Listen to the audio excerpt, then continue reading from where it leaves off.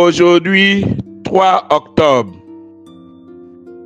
le rosaire et la vertu morale. Le rosaire est le moyen le plus merveilleux pour détruire le péché et recouvrer la grâce.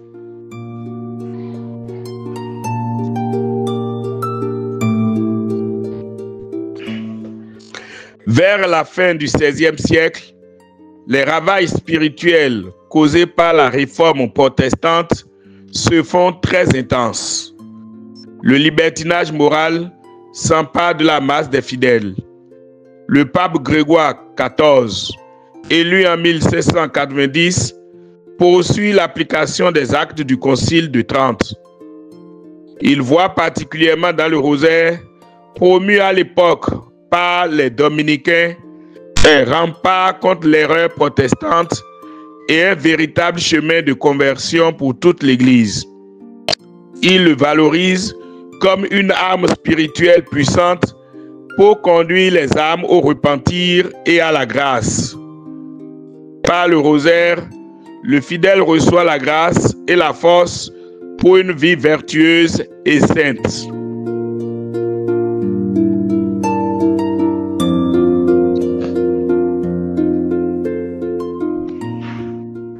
Le rosaire est tout un chemin de conversion. En méditant le rosaire, nous entrons pleinement dans la vie de Jésus en compagnie de Marie. Le rosaire nous permet de contempler les bienfaits de l'amour de Jésus dans la vie de Marie et donc d'approcher et de vivre dans la réalité l'amour de Jésus pour nous-mêmes. Se sentir porté par Jésus et découvrir notre capacité de porter Dieu en nous. Marie a vécu dans la fidélité à toutes les phases de la vie terrestre de Jésus, son incarnation, son mystère public, sa passion et sa résurrection. Par le rosaire, le cœur du croyant se laisse toucher. Sa conscience s'éveille et la grâce lui revient. Ainsi, notre fidélité à Dieu n'est plus de l'ordre de l'impossible, car sa grâce nous préserve efficacement des effets néfastes du péché.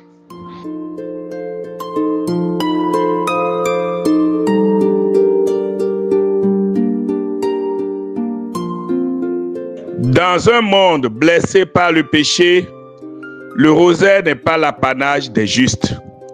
Il est une corde tendue par le ciel. Il est la prière de ceux qui se sentent pécheurs et veulent aborder le chemin difficile de la conversion. Il est aussi la prière de ceux qui subissent l'outrage des pécheurs. Il est la prière des pauvres, des blessés, des accablés. S'il y a en nous un désir de conversion, recourons alors au rosaire, car il nettoie, réchauffe et relève.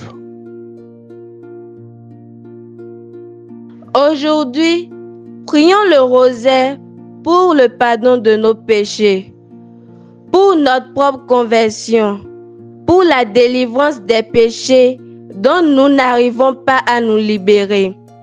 Prions pour nos proches qui se sont détournés délibérément de Dieu, qui ont perdu le sens de vie et donc du péché aussi.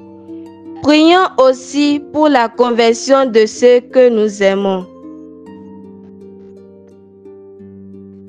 Tous ceux qui désirent avoir le livret, l'imprimé des méditations sont priés de contacter le numéro sur l'écran.